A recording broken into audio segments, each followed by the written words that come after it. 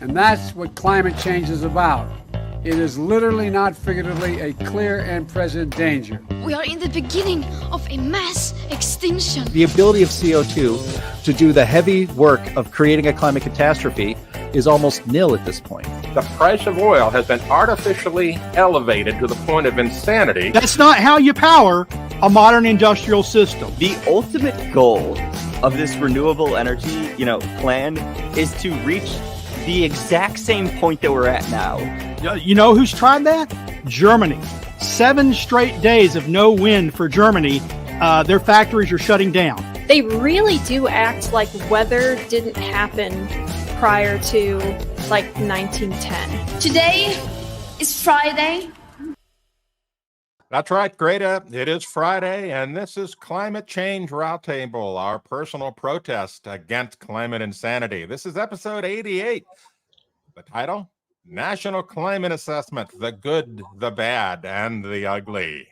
I'm your host, Anthony Watt, Senior Fellow at the Heartland Institute.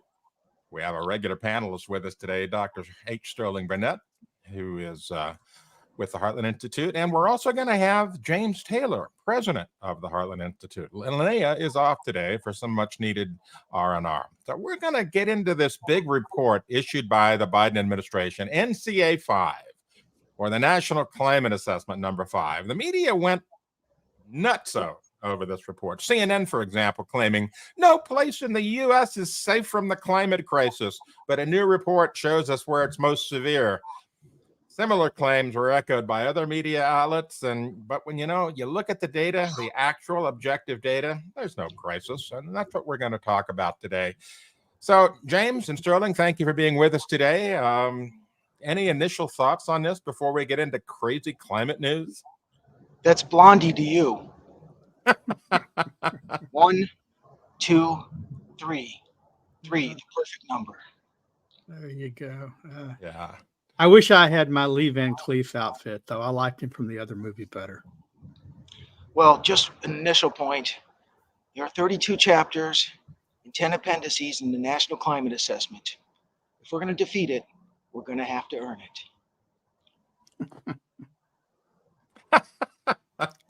All right. Okay, so we'll get to that in a moment. But first, we're going to talk about some of the crazy climate news this week. The first one up, heat has projected to kill nearly 5 times more people by 2050. Yes, it's another climate model. And that climate model says people are going to die. Well, we've been hearing this for how many years? 30 years, 40 years now. People are going to die. Climate change will kill people. And, they talk about this on a regular basis. They push this narrative that climate change is deadly. And yet, when you look at the numbers, it's not there. For example, we have at our Climate at a Glance website a complete rebuttal on this about temperature-related deaths. And if you look at the data, we find that cold kills far more people than heat. And so with it getting warmer in the future, based on their projections, that it should mean less people should be actually dying. But they're looking at it completely opposite. There's a little graph down here, a little further down the screen. Let's bring that up. There it is. Higher temps avoid 283,000 cold deaths. And this is according to a study in the Lancet, prestigious medical journal. Higher temps cause less than half of that. So what's the problem? Look, study after study, all of, a lot of them published in the Lancet, huge studies, spanning dozens of countries, dozens of researchers, looked at the cold, looked at the non-optimal temperature deaths, and have found consistently cold kills 10 to 17 times more people than heat. Cold deaths are going down. Climate hot deaths are possibly a little bit trending up, but it's been within the margin of error.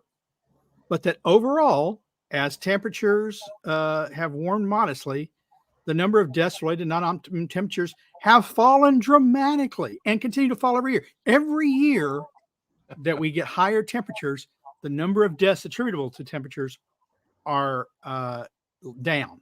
So it's hard to make the claim, except if you use these computer models, which they don't get the fundamental thing that they're intended. They're created to say temperatures. They're created to say the Earth's temperature, average temperature response to what? CO2. It doesn't even get that right. If they don't get the fundamental thing that they predict right, why should any other model based on those claims be taken seriously? The answer is they shouldn't. Those are good points, Sterling. There are two kinds of people in this world. Those who follow the science and those who write the National Climate Assessment. We'll follow the science. You can have the rope. Yep. Yep.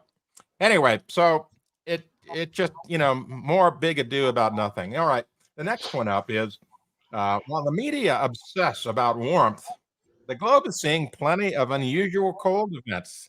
Now, that's something that the media loses sight of on a regular basis. They very rarely report on cold weather events like they do with warm weather events or hot weather events or record-breaking events or whatever. Cold is just something that's just part of weather. But when it's heat, it's all about climate. It's predictable. It's as predictable as the sun rises every morning. And, we've got lots of really heavy-duty cold events going on throughout the globe right now. And yet everyone's obsessing over potential future heat. Ask the people in Mongolia, the herders in Mongolia who died recently because of snow.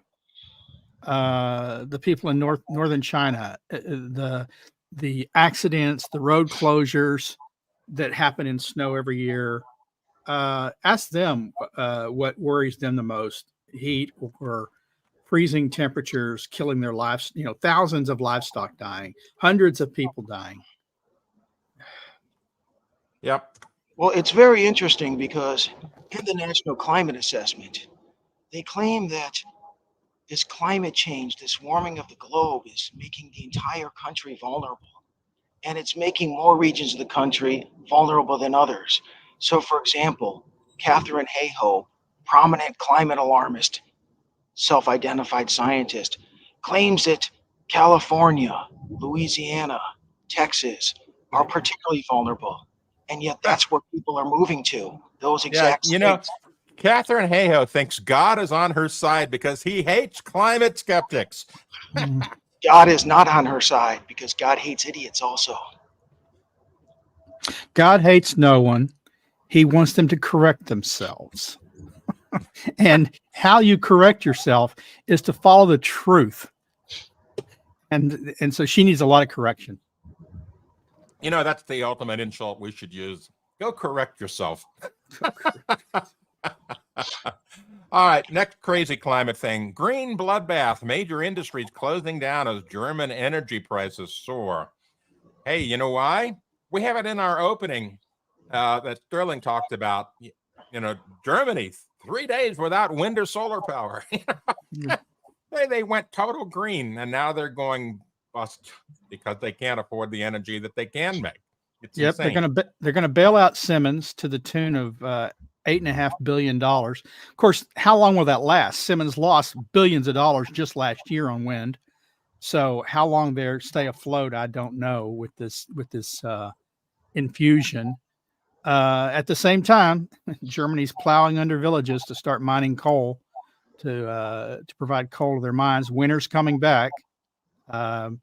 It's stupidity piled upon stupidity.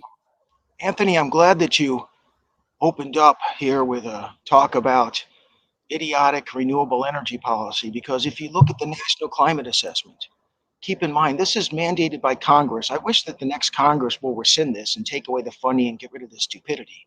But regardless, if you look at the document, and I encourage you to do so, the focus from the very beginning is not on climate science. It is on leftist energy and cultural policies. That is what the National Climate Assessment begins with. You have to go down many, many pages before you get any discussion of science. Of course, that may be a good thing considering what they consider science, but either way, it makes me need a slug of whiskey. All right. All right. So now we have this is one of James's favorite because he talks about this every year, because it seems like the media will report on one study one year, another study another year, and they're always flip-flopping. One year, the Gulf Stream is speeding up. Another year, the Gulf Stream is slowing down. In either case, disaster is imminent. Now we have the Royal Society saying the Gulf Stream collapse is bunk. It's not going to happen. Well, that's pretty definitive. Hopefully it'll put an end to this back and forth. James, what do you think? Well, that's a valid point, Anthony. If you look at some of the media stories, and in my PowerPoint presentations, I often put in slides where you see time and again, you'll see, for example, the media will trumpet this narrative that because of climate change, the ocean currents are speeding up. It's caused by climate change. The models always predicted it. How could we not have seen this coming? Then 2 months later, another study will come out, and the media will trumpet a narrative. Because of climate change, the ocean currents are slowing down, and the climate models always predicted it, and it will be the end of the world. How could we not see this coming? And they flip-flop back and forth. They do it on ocean currents. They do it on pretty much everything else. Yesterday, I was doing an interview with France TV. Thus, I had to shave my facial hair, which, of course, is what I normally wear. But regardless, in the interview, she pointed out that there is a claim that there is going to be a death spiral of snow in the Alps. And yet, just that day, there was a news article, study come out, Phys.org had the article saying that climate models predict more snow in the French Alps. So now we're going to hear the same thing. More snow in the Alps, climate change causes it. We predicted it all along. Forget what you heard before. Don't listen to what Tuco says. Right. Yeah, it's the same thing over and over again. It's the same kind of alarmism where, a study comes out, the study says something, it's a prediction, it's a guess, an educated guess, a climate model. Doom is on the horizon. And then it comes out again later, a year later. It's a completely different conclusion, flip-flopped, and it's still doom on the horizon because the media forgets about it and most of the readers forget about it. But we do not. We keep track of this stuff, and that's what we do on climate realism every day. Let me give you another example. Now, typically I'm in New Mexico. Right now I'm in Chicago. In November, it's freaking cold, but I'm still out here for you, for our climate change roundtable audience. But nevertheless, back about 5 years ago, the media was full of scare stories about how because of climate change, the Great Lakes are at their lowest levels ever recorded. And our computer models always predicted this. We're going to have a water shortage throughout the Midwest, and it's your fault, climate deniers. And then what happened? According to the federal government's own measurements, the Great Lakes are now at their highest levels ever recorded. And so now the media comes out with stories. Our climate models always predicted this. We're going to have flooding around the Great Lakes. And you climate deniers should have seen this coming. Yeah, we actually have a climate at a glance entry on the Great Lakes water levels, and we get data from the Army Corps of Engineers, and there's no trend. It's just not happening. When you look at the objective data, there it is. Look at Lake Superior and Lake Michigan and Lake Huron, the graphs down below there. Where's the trend? It's not happening. Just scare stories. That's the problem with all this climate alarm so-called science, is that it's not science. It's a religion. And how do you know it's not science? It's not testable. If the Great Lakes are rising, it's climate change. If the Great Lakes are falling, it's climate change. If you're getting more snow in India, it's climate change. If you're having drought and less snow in India, it's climate change. Monsoon strengthening, monsoon less strengthening. Faster Atlantic current, slower Atlantic current. It doesn't matter. Diametrically opposed projections or claims, and they're all climate change. What's interesting in that chart, and Andy, you're doing a great job putting graphics up without any advance notice. I appreciate that. But look at that chart. If you look back, currently is the far right. 5 to 10 years ago, of the 5 Great Lakes, just two of them had low water levels. Only one of them had really exceptionally low water levels. And yet, based on that 5 years of data, we were told this is climate change. It's irreversible. It's our fault. There was never a trend in the first place. Right. I want to do a shout out real quick to someone who gave us a super chat. Doug Brulette gave us $50 because we're not getting any money from big oil. We never do, even though there are rampant claims that we're funded by big oil. Zero. We never get a dime. Anyway, thanks, Doug. I wish I could say that would cover my cigars and whiskey, but that's on the house. You know, all righty. By the way, if you have a particular question that you want to ask and you want to guarantee that we talk about it, do a super chat, make a small donation. I mean, anything really. You know, we're not hugely funded like some other organizations. So let's go to our final crazy climate news of the week. Wait, before we do, well, this isn't the final one. This is the next to final. What was that, Drilling? Before we do, I want to address some comments going on in the comment section from a guy named Luke Starkenberg. I hope I pronounced his name correctly. So he's put up a couple of comments, and he thinks he's tripping us up, or that somehow he's refuting us. First off, the headlines from the news stories were all about deaths from heat. They said heat will kill, not other things, heat. Secondly, the data is clear on heat-related deaths. So, you know, your heart disease, your other things that might be triggered, or weather events triggered by heat. The data is clear on all three. They're going down, dramatically going down. So whether it's directly from heat or related to heat, it's declining, not increasing, even as the planet warms. Because he talks about the Doomsday Glacier on West Antarctica. He doesn't talk about Antarctica, which is growing, which is adding ice and snow. But then a recent study just came out that showed the last 20 years, West Antarctica temperatures have declined 1.8 degrees per decade. That's what they found. You're right. The Doomsday Glacier is declining. And it's largely due to ocean currents and subsurface volcanic activity. Nothing, we don't control that with our cars or our power plants. I'd love us to be able to control volcanoes. We don't. So trying to blame everything on climate change when other things are going on and when data is contradictory, it doesn't help your case, Luke. I will say, as a contrarian to Sterling, and I appreciate those insights, I really appreciate Luke's questions because it allows us to debunk some of the common myths that otherwise would not have been presented. So, for example, with the heat deaths versus cold deaths, the Lancet study finding 20 times more people globally die due to cold than heat. That's millions of people every year.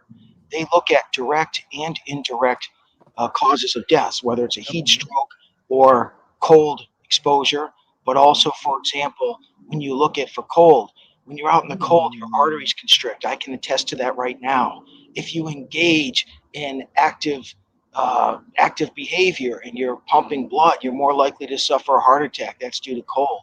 That's a peer-reviewed study from the Lancet, the most prestigious medical journal in the world. And that's, again, quite verified. Also, Luke says, can you do a segment debunking the Doomsday Glacier and ocean level rise? I appreciate that. The so-called Doomsday Glacier. It's what the media always does. It's what climate activists do. They put on these scary terms. The fact of the matter is, any ice shelf that's sitting on water is not going to make much of a difference. Also, as Sterling said, when we're getting some in the West Antarctica, some decline in ice, it's due to underground volcanoes and ocean currents. But we know, and the alarmist climate models even predict, that with warming temperatures, we're going to get more snow and ice accumulating on the Antarctic continent. I would say to Luke, in the spirit of this particular episode, a man's got to know his limitations. Outstanding. Somebody has to play the role of Tuco. Thank you. There you go. Yeah. Though I think that was from a different. I think that was from a different series of Eastwood movies. I know. Dirty but Harry. It seemed relevant. It seemed relevant. All right. Life is just one long timeline. So we've got this one, weeping and gnashing of teeth from our paper saying climate change is not a big deal. Now, this is what we talk about regularly here at the Heartland Institute. Yes, climate change is happening. Yes, climate change is real. Man-made climate change, not so much. But it's not a crisis. It's not something that's going to kill people. It's not doomsday. It's manageable. That's really all we're saying on a regular basis. And so someone puts out a paper, and guess what? They get trashed for not saying it's doomsday. Go figure. But that's the way science has been co-opted these days. Science has become so politicized that if you don't have the appropriate keywords in your paper, doom is on the horizon. Models say, worst ever, unprecedented. Those are the kind of keywords that get these papers published these days. But when you go and look at the objective data, where's the crisis? Well, here is what the objective data tell us. And that is that as we have more carbon dioxide in the air, as we have modestly warming temperatures, there has been a greening of the Earth that's been measured by satellites. We see that the Earth's ecosystems are improving throughout the world. We also see that there is record crop production, crop yields virtually every year. It's funny, in the National Climate Assessment, they talk about crop damage and declining crop yields. It has no basis in reality. We know from the objective data, crop yields are increasing all the time. And of course, we know that cold versus heat, cold causes far, far more deaths than heat. These are all benefits of a modestly warming climate. At the same time, when you look at droughts, hurricanes, wildfires, again, in the National Climate Assessment, where we have the government's own bureaucrats looking to increase their funding, their budgets, their visibility, their media attention, and their ability to travel to posh resorts to discuss the topic. All of those topics, we know from objective data, there is no increase in the frequency and severity of those events. In fact, we know objectively, and go to climateataglance.com to see the actual truth, because we document that for each of these so-called increases in extreme weather events, there's actually no increase, and for most of them, a decline. Somebody wrote, let's see here. It's, I want to get it right here. Sam Ott wrote, unprecedented number of news stories get climate change wrong. Probably no, I could be wrong, but I would wager that no news story gets wrong more often than reports on climate change. It's repeatedly, it's in the press almost daily somewhere, usually repeatedly in the same, the New York Times probably runs 3 or 4 stories a week on climate change. The Washington Post has a whole climate editor, and they are consistently wrong. And they are wrong. And, James touts our Climate at a Glance, where we provide Climate at a Glance on getting the facts straight on the different weather events. But every day on Climate Realism, we respond to news stories that get it wrong. Now, the news stories get it wrong, usually based on a particular study that they cite, but it shows the lack of integrity in the press, because used to you had investigative journalists, and someone says something, oh, it's new scientific study. They look into it and they say, well, does that comport with the evidence? And the data is out there. They could find the data if they looked for it. It's not hard. I mean, sometimes it's hard, but usually it's not. And we provide a lot of it, and we reference it, and it refutes, it debunks these stories. And yet every day, it's not a drip, drip, drip. It's waves crashing every day of bad reporting on climate change.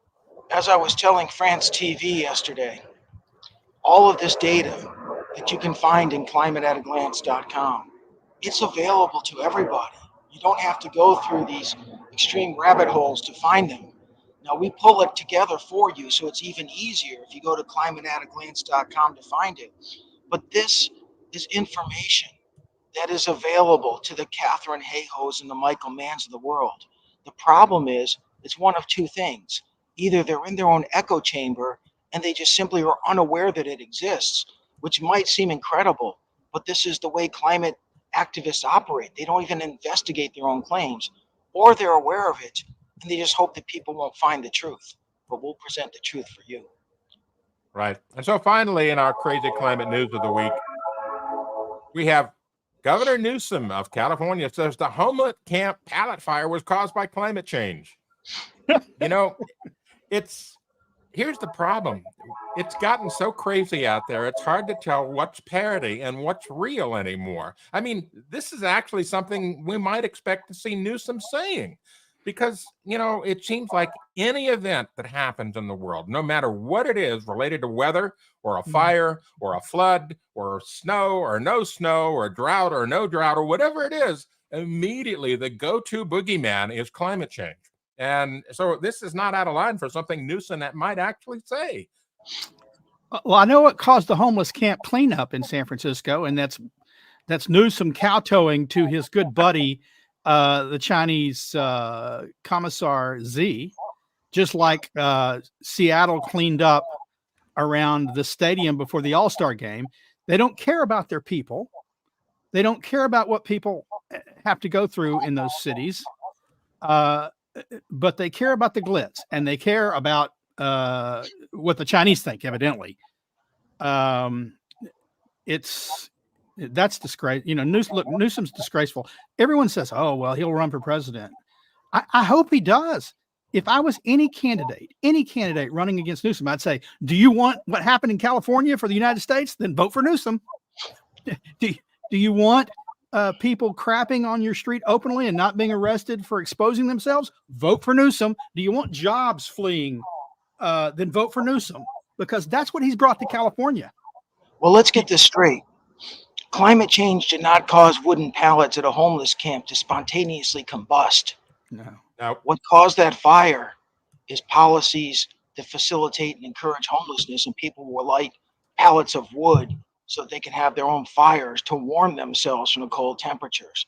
Climate change is the excuse that woke politicians use to give an excuse for their own failed policies. Yep, exactly right, James. Speaking of policy, we're going to get into our main discussion now. The National Climate Assessment number 5, the good, the bad, and the ugly. We're going to talk about all of that now. So, James?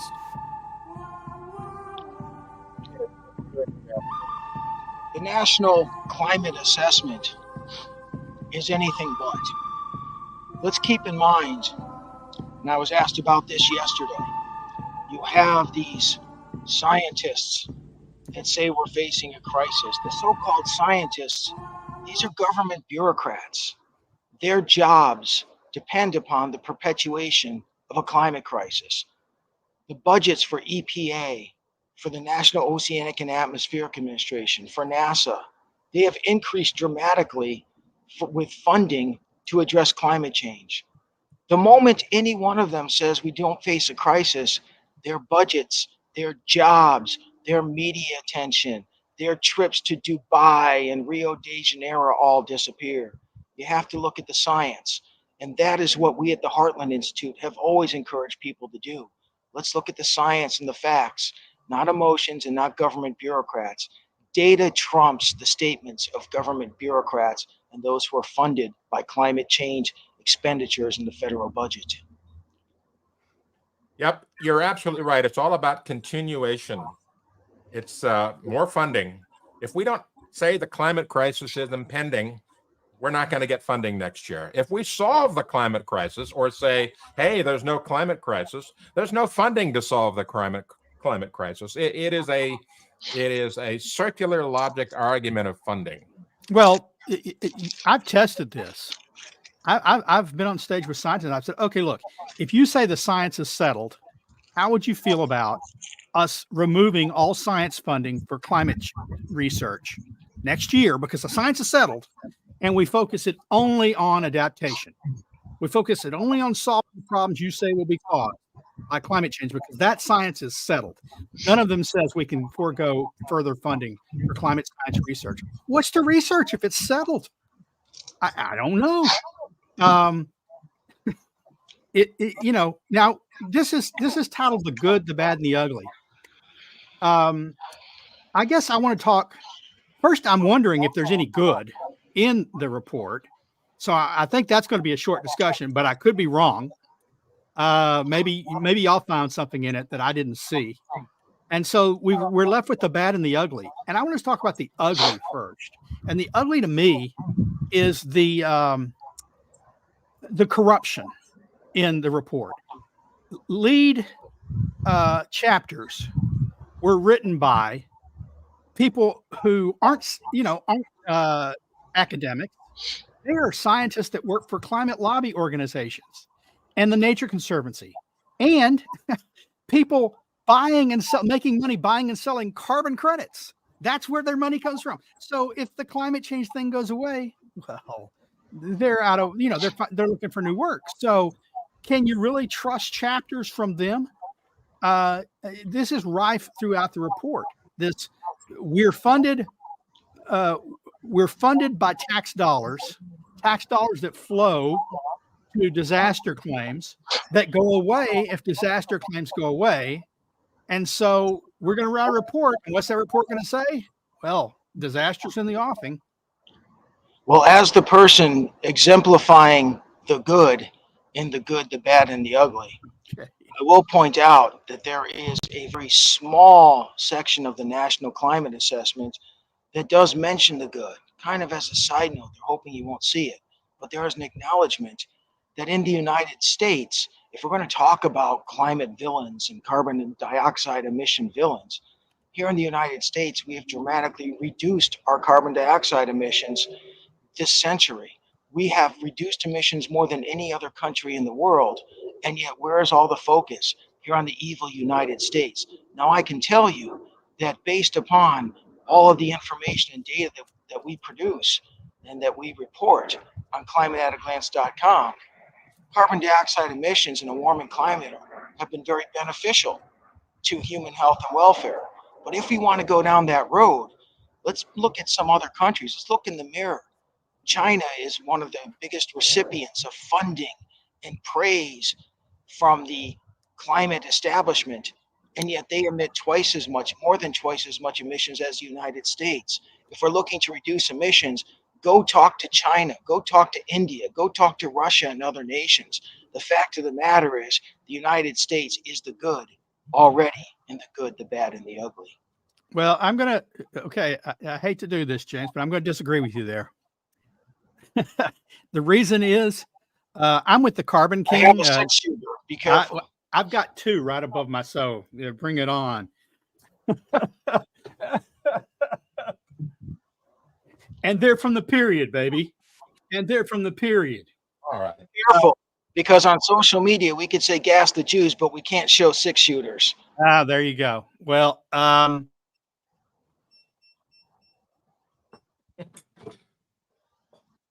we lost Sterling. I assume he's going to point out. Back. There you go. Go ahead, Sterling. And the CO2 Coalition both point out, and we pointed out, reducing CO2 isn't a good thing. CO2 That's what I said. Good. Yeah, That's no, what but you said, but you called it the good in the report, and the report says that we're cutting CO2. So I don't see that as good. I see that as part of the bad. report is the acknowledgement that if you're going to have these scapegoats for carbon dioxide emissions, again, go bark up China's tree, not our tree. Well, but yes, China is doing a good thing. Adding carbon dioxide to the atmosphere is a good thing, and using affordable energy raises the living standards of people around the world. And although I have my issues with the communist Chinese government, the fact of the matter is there are more than 1 billion people living in China, and it's good that they have increasing living standards as a result of carbon dioxide emissions. So yes, we're in agreement, and you have avoided my 6-shooter. And I'm going to agree with you on China too, because China's doing what Trump tried to do, what China has always done, putting China first. Yep, China's going to do what's good. China's going to do what's good for China, and Newsom is praising them for that, and Biden is kowtowing to them for that, and Kerry is going over there and saying what great people they are for that. And yet, when we try and do that, we're the evil empire. Good point, Sterling. Here's another slug of whiskey to you. Yeah, Sterling, since you got to show off your 6 guns, I figured I might as well show off mine. There you go. Right. It just there's so much that people talk about with these things, with weapons that are all bad or whatever, but I would say that gun owners are some of the most responsible people out there. I mean, the people that own guns illegally are not, obviously, but It's just part of the American culture. It goes all the way back to the Wild West and six guns and the good and the bad and the ugly, as we're talking about Peacekeepers. today. So, it's not a big deal. So let's get into what the NCA says about the bad side of things. Now, here's their map, their graphic that says climate change risk in the U.S. And so look at the maps. Wow. Look at the science there. The maps are just all red, the one on the upper left. Except, maybe there might be some warm nights, except for maybe Montana, North and South Dakota. Precipitation's going up, heavy precipitation's going up, sea levels rising. The sea level map is insane. There is no cities going underwater due to sea level rise. They talk about Miami, they talk about Baltimore, as being threatened by sea level. Newsom and his predecessor Brown talked about the San Francisco airport going to be underwater. But the bottom line is that all these things are due to subsidence. The earth, the ground is shrinking. Part of it has to do with taking out groundwater. In Baltimore, it has to do with a meteor impact hundreds of thousands of years ago that has fractured the rock in the Baltimore area, and it's gradually compressing and causing Baltimore to sink. It's not about sea level rise. It's just simply about other factors. That's a good point, and I'm amused that in the National Climate Assessment, they include just a small, not proportionate map of Alaska. I was in Alaska a couple months ago. I was out overlooking Prince William Sound. Alaska is undergoing substantial fall in sea level. That's been going on for decades because of various factors, again, not related to climate change. What you see is that the sea level is falling in Alaska. But let's look at other places. If this really is such a crisis, an imminent crisis, why is Barack Obama refurbishing and moving into a mansion literally on the shore of Hawaii? Not on a cliff, but literally right on the water. If they really believed what they're peddling, they wouldn't be building mansions on the water in Hawaii. Right. And, they talk about the National Climate Assessment and it getting warmer, and getting warmer is going to be bad. But here's the deal. If, in fact, carbon dioxide is the driver of all this, China and India are going way up in their emissions. Their emissions continue to increase while they give lip service to policy. And so no matter what the United States does, no matter what the European nations do, no matter what Australia does, we're still going to see an increase in carbon dioxide because China and India, they don't care. They just provide lip service. It's still going to go up. So what are we going to do here in the United States? Continue to beat ourselves up, reduce our energy independence, reduce our strategic reserves, all these things that they're doing, saying it's going to help climate change. The bottom line is it's not going to make one bit of difference. Well, we're being warned. Since the turn of the century, again, American emissions have declined significantly. Since 2005, actually since the turn of the century, we'll go back to that. Emissions here have fallen by 15%. Global emissions have increased by 60%. Those nations that are not the United States. That's not a bad thing. But if you want to send out a posse to go hunt people down, it's not here in the United States. You should be looking for your posse victims there. You should be looking in China and India and Russia and other nations. Let's talk about the lip service versus the reality. So 2 years ago, Xi said that they were, moving towards carbon neutrality. That they expected their in 2016. They said that they expected to peak carbon emissions by 2030 to 2035. And so 2 years ago, he said, we're moving towards carbon neutrality. And what did they do that year? Well, they approved 127 coal-fired power plants. Since then, they've approved 100 more than 100 more. In India, India is being pretty honest about it. They're saying, look, that's crazy. We're not giving up fossil fuels. We're not giving up oil and gas. Even as they build solar, even as they build wind, even as they get a lot of battery scooters that are catching fire everywhere, they are not eschewing coal.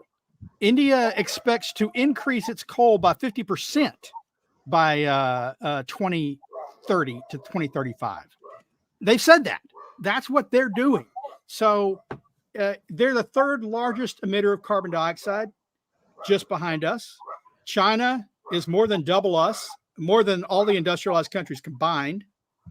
And yet somehow they're the heroes and they're cooperating with us on reducing carbon dioxide emissions. Their cooperations consisted, you shut down everything while we continue to increase. That's their cooperation. If you believe the National Climate Assessment, people will be flocking to move to and retire in Maine, in Montana, in Wisconsin, and Minnesota. They're beautiful places, but the fact of the matter is people dream about and flock to, and you can see in the demographic numbers, the shifts, they're moving to Florida and Texas and Arizona. So don't give me this bunk about how it's becoming too hot to live. Yeah. And at the same time, even as we, I think it's part of our reduction in CO2 emissions is coinciding with our reduction in the reliability of our electric power system across this country. We are getting consistent warnings across different electric power managers across the country, regional electric power managers, that we may have shortages this summer. This winter. We're going to have failed outages are becoming more and more common. And they say, oh, well, you can't blame that on wind and solar. Of course you can. If they don't work in summer, if they don't work in the cold, if they ice over, if the wind's not blowing, if the snow covers them, they're at fault. Coal plants don't shut down just because it's cold. Natural gas plants, unless you cut off the electricity to their supply line, don't shut down just because it's cold. And when we had more reliance on coal, we didn't have as many outages. You can say correlation is not causation, true, but it's an indicator of something going on. And as we add more and more wind and solar to the power grid, outages are becoming more and more common, and prices are going up, despite the claims that it's cheaper. Right. In California, they're getting ready to add another 11% price hike in the cost of electricity. PG&E got it through the Public Utilities Commission. Of course, not really. They didn't get it through. The Public Utility Commission is in PG&E's pocket because it was a unanimous vote to raise prices by 11% in California. The prices there are already off the scale. And it's one of the reasons why I no longer live in California, because the price of living there, just simply getting basic electricity, was becoming untenable. And now they're jacking it up even more. It's just like they have no idea what people go through in living. And what's important to observe and understand is that throughout the country, you have climate activists and the utilities who are pushing to retire coal power plants in particular, also natural gas.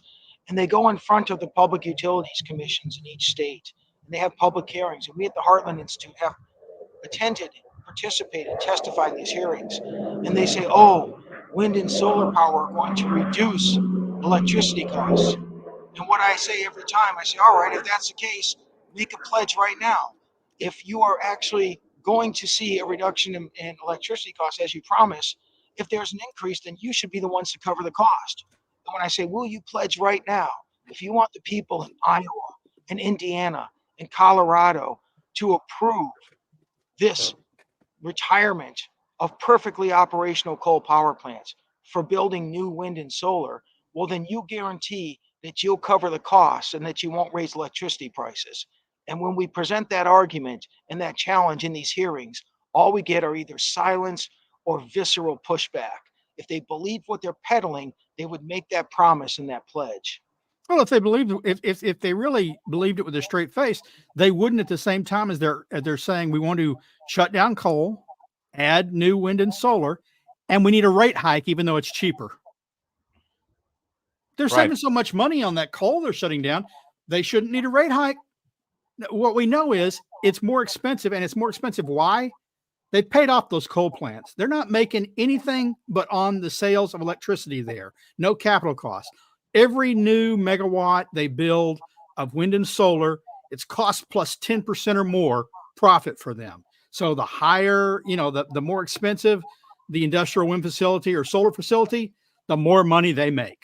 So the old Republican Party would say what's good for business is what's good for us, and we should support it. But keep in mind, business is looking out for themselves, is what they should be doing. But when they try to scalawag you by shutting down perfectly operational, already bought and paid for and financed coal power plants that are delivering affordable energy, and they want to shut them down for more wind and solar, it's because they know they're going to get their 10% guaranteed profit on the construction costs. Plus, they're going to get their guaranteed profit on the higher priced wind and solar power. So again, just because it's good for some corporate entity, that doesn't mean it's good for the people. Yeah. All righty. So one of the things in the National Climate Assessment Report number 5 is they're talking about temperature. Now, they put up the usual graph, United States and global changes in average surface temperature. Well, of course, it went, interestingly enough, even though the Industrial Revolution started in about 1850, and we were putting carbon dioxide into the atmosphere, guess what? Between 1895 and about 1925, temperature went down, and then it went up, peaking around 1940, and then it went down again, and now it's going up. And so what's really going on here? Is this really climate? Is this just the natural system doing its variation? But here's the thing. They always show these graphs in a highly magnified way, particularly when they're talking about the United States. But if you look at the actual data from the Climate Reference Network in the United States, and look at this, it's flat, at least since 2005. There's really no gigantic increase in temperature. Where's the crisis? There is none. And here's the other thing. If you look at the scale of temperature on the scale of human experience, like we experience with a thermometer outdoors, going from, temperatures in the teens and single digits in the wintertime, all the way up to 100 plus in the summertime, it's different. Now, this is what the global temperature looks like according to NASA GISS. But if you move down a little bit and look at it on the scale of temperature experienced by humans, scroll down a little bit there, Andy. There you go. It's flat.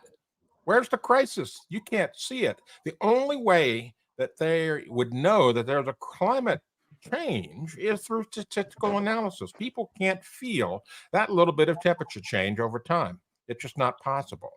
Yeah, and it goes beyond that, Anthony.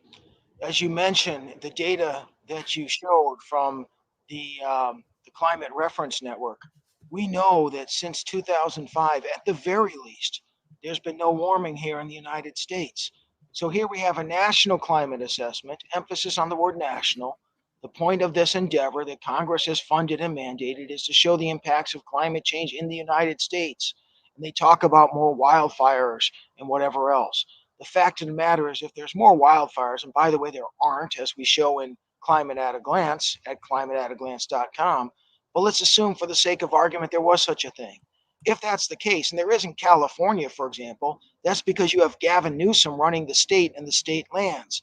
Any asserted climate change harms, at least for the past 20 years, if not farther, have nothing to do with climate change, because the climate is the same here, going back at least 20 years for our national climate assessment. So look instead at our government bureaucrats who are screwing things up.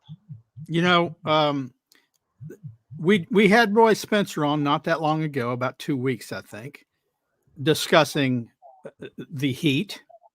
And we've had, Anthony's our host, and he's done some good work on the urban heat island effect and the temperature gauges and the bias that they have. It's interesting that if you look at it worldwide, if you look at it nationally, any indication that it's getting hotter more rapidly is due to the urban heat island effect and the bias that introduces into the temperatures that they talk about. That the problem that Anthony talks about is they don't talk about the UHCN, which is the unbiased temperature system that they set up to check. Yeah. They said we want a system that's unbiased, that's not affected by urban heat island. And when they did, it doesn't show the warming that the other system that shows that's biased by urban heat islands. And yet that's what they report, not the unbiased one. Yeah, and our show last week was all about UHI, and Dr. Roy Spencer produced this fantastic new data set that correlated temperature and population increases. And it's right there. The correlation is fantastic. The bottom line is that we get more humans living in an area, temperature goes up. It's just that simple. Well, and it's a good point, because if you look at the National Climate Assessment, they make a big deal about 3 charts they produce. It's a temperature chart for 3 cities. I believe it's Miami, Atlanta, and Minneapolis. It might be Houston, Atlanta, Minneapolis, but whatever it is. And they talk about how heat disproportionately affects those who are disadvantaged. And they look at income and they say, look at this is where the heat is most dramatic, and that's where poor people tend to live. But although they meant it for evil, the Lord meant it for good, and thus the good, the bad, and the ugly. Look at this chart. This is the good. What this is an embodiment of is the urban heat island effect. Each of those city temperature charts, what you see is that the heat that they say is increasing dramatically is the inner city. And you look outside the inner city and you don't see that. This, although they don't want it to be, is again an illustration of how it's an urban heat island effect that has nothing to do with climate change. Exactly. And I would wager, if you looked at those 3 cities and their economic data, you'd find that wages are up, that the local GDP is up, that they are improving economically during this time period. And so the poor are benefiting. And people are flocking to Atlanta. I was about to say, yeah, they're growing cities. All right, so we have a lot of questions, probably the most questions we've ever had for a show. So we're going to get started on those now and see what we have. Andy, let's bring up our first question from our viewers. Alan Griffith asks, greetings from the chilly United Kingdom. Any news on Michael Fraudster-Mann versus Mark Stein? Yes, the news is no news. The judge bowed out at the day that the trial was supposed to start a couple weeks ago and said, hey, I'm sick. And then boom, the whole thing got rescheduled. No new date ahead. No one knows when it's going to happen. We don't know what happened there, except that 10 years on, there's yet another unreasonable delay. And poor Mark Stein, he flew all the way down from Canada with his staff. And he's on his way to the courtroom and gets his cancellation notice, and the court's not paying his cost for flying down or anything from Canada, but it just, the whole thing's ridiculous. And Mann has done nothing but delay, and delay again. And so now the judge is in on it. Go figure. I don't know if the judge is whether his issue was real or whether it was influence or what, but the bottom line is there's a pattern that's been going on for over a decade of delay. And because Mann does not want to be put up on the stand. That's why. Michael Mann from Penn State, he should be in the state pen. There, I said it. That was the issue that this whole lawsuit is about, because he got upset over an old joke that's been said for decades about Penn State versus state pen. And, what a thin skin. I'll say it again. Michael Mann should be in the state pen. All right. Alan Griffiths sends a should be super at the chat prison question. camp. Maybe he should be at the prison camp that we saw when we chronicled the good and the bad and the ugly and my experiences throughout the Southwest during the Civil War. Perhaps he deserves a session with Van Cleef as the music plays. I'd like him to be in the Congo cobalt mines, working alongside the children or replacing some children. Michael Mann that would be interesting. That would be fitting. All right, so Alan Griffiths asked in a super chat, sending us £5. One of the most common lies is that melting sea ice causes sea level rise. The people who make these claims are either ignorant or dishonest. Yeah, you can prove that to yourself with just put some ice in a glass, watch it melt. I like my whiskey neat, but if I put an ice cube in my whiskey glass here as it melts, and it would melt very slowly in the Chicago weather, nevertheless, the level in my glass would not change at all. Exactly. There's maybe a little bit of the ice is sticking up above, and there might be a minuscule amount of increase, but it's not the catastrophic stuff that these people claim.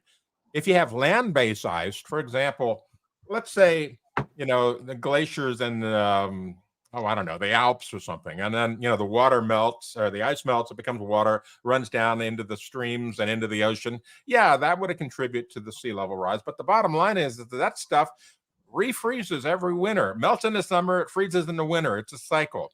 It's just not catastrophic. All right, next question. Samhot says, is it possible to compensate the global average rise they always report to removing the UHI effect? Yes, I've done it. When I went out and studied all the weather stations in the United States, looking for the ones that were not compromised by UHI or local encroachment to surfaces and buildings and air conditioners and so forth, if you look at those stations and look at their data, it's about half of the warming rate of the rest of the stations in the United States. So it's very easy to separate. Just use the good data. Don't use the data that's been compromised. That's all they have to do at NOAA. And yet they have this crazy idea that we're going to mix all the good data and the bad data together and come up with some super fantastic algorithm that statistically corrects for all this stuff. Bottom line is, nope, it does not correct for it. And we end up with a temperature record that's flawed. Well, but we don't have those records. We don't have a similar system set up globally. What I call a shadow system of good data. So we'd still have the biased, compromised data from other places, especially since, as I've chronicled on Climate Weekly in the past, they're going back to unbiased stations in the jungles of Colombia, and stations that have been around a long time that remain in the country, and they're altering. That's rainforest to you, young man. Yeah. They're adjusting their data to reflect what's going on in the cities. So it's harder and harder to find unbiased data that would give you a good reading. Exactly. That's the biggest problem out there, finding unbiased data. And that's why NOAA put together the U.S. Climate Reference Network, and it started reporting data since 2005 because they wanted to get away from the biased data. They don't come out and admit that. They don't talk about it in their monthly reports. In the monthly report, they don't talk about the Climate Reference Network. No, they're still using that big hot mess of mixed up data with statistically adjusted reality in it. And, because... So I encourage people who are watching here today to find and read Anthony Watts's surface station reports. There was one back in, I believe it was 2010, give or take a year or so, and then one that we updated last year at the Heartland Institute. And it shows what the temperatures actually are versus what the government reports, and the nefarious way in a Tuco-like manner in which they doctor the data to hide the truth from the American people.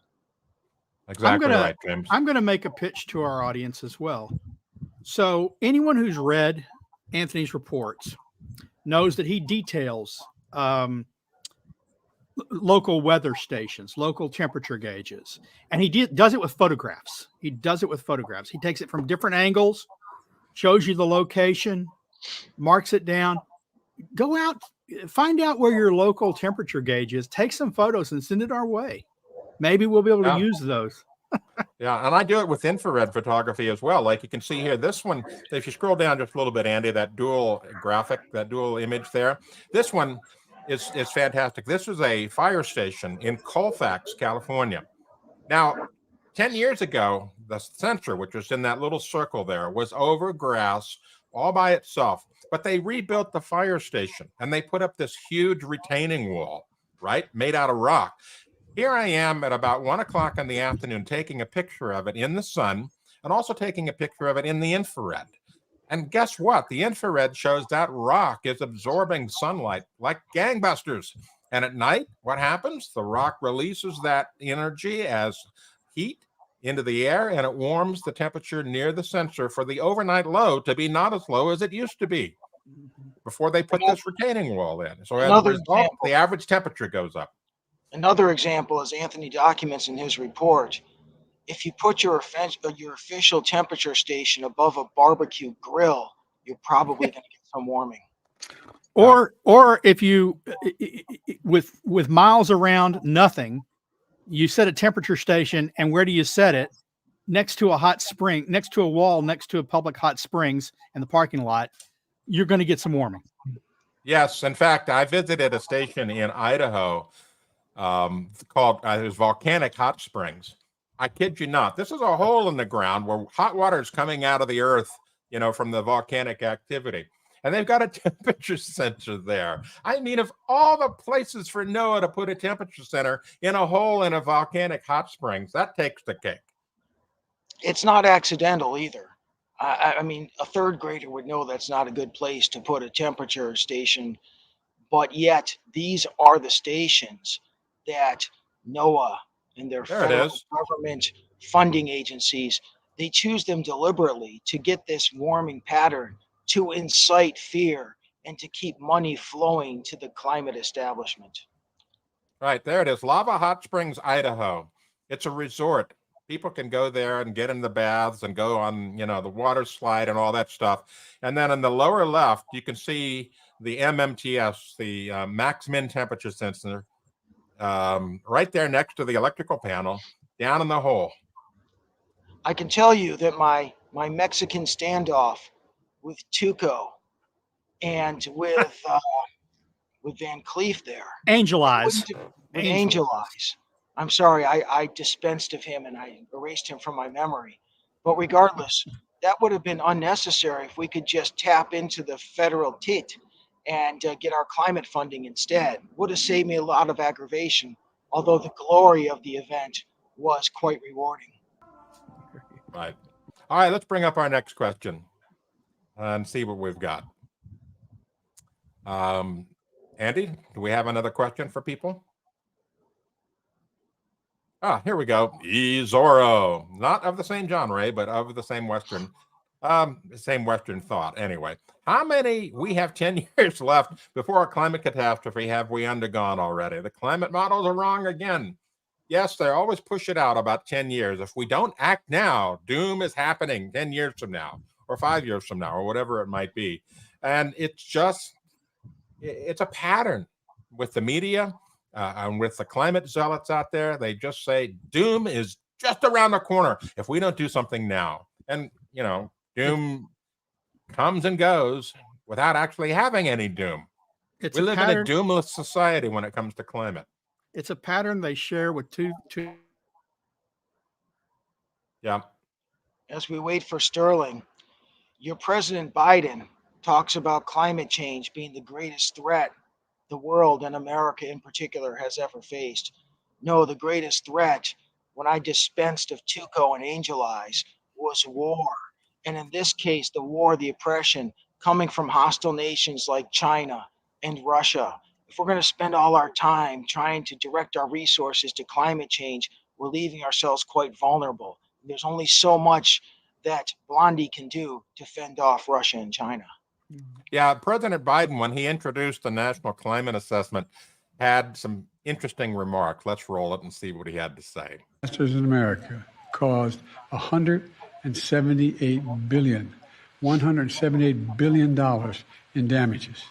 They hit everyone, no matter what their circumstances, but they hit the most vulnerable the hardest: seniors, people with disabilities, people experiencing homelessness who have nowhere to turn, Black, brown, and tribal communities, territories that are most exposed and have the least fewest resources.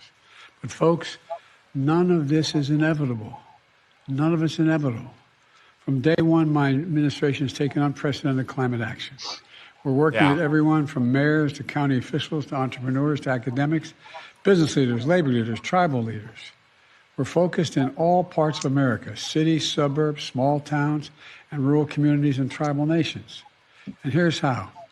We're using a law I got passed when I first came to office called the American. All right. One of the most interesting statements there is he says, climate change is affecting the homeless the most. I would say that cold probably affects the homeless the most rather than warmth. What would you think, James? I think that people clamoring to gas the Jews is a greater threat to human health and welfare than climate change. I think that nations like Russia and China that look to take advantage of our weakness and impose their totalitarian systems on the United States are a greater threat than climate change. I think that when you go to President Xi or Dictator Xi or whatever label you want to put on him, the fact of the matter is he's a dictator, it's a totalitarian government. if you say we're going to sacrifice and we'll compromise on this and that of our own national security so that you might build fewer coal power plants, which they're going to build anyway, that's our problem. And by the way, build as many coal power plants as you want, China, because that's going to help your people. I would say that if he's really worried about the homeless problem, if he's worried about the health of the homeless, spend a fraction, a tenth, 25% of the money they're spending on climate change actually on the homeless. Go into San Francisco and house these people, go into Dallas and house these people, feed them, help them get on their feet and get jobs. That would do more for them than fighting climate change. Well, he seems very focused on homelessness now that Xi is visiting San Francisco. Right. Yeah, you know, Kenneth points out, Joe and company caused the inflation, the debt, the wars, the insurrection, and they attribute it to climate change. Like I've always said, climate change is the universal boogeyman these days. It's the cause of everything. All right, that's all we have time for today on this number 88 episode of Climate Change Roundtable, the good, the bad, and the ugly. James, I want to thank you for joining us, especially for being in character. And Sterling, thank you for joining us too with your expert commentary. So with that, I want to say I'm Anthony Watts, Senior Fellow for Environment and Climate at the Heartland Institute, wishing you all a great Friday and a fantastic weekend. Bye-bye.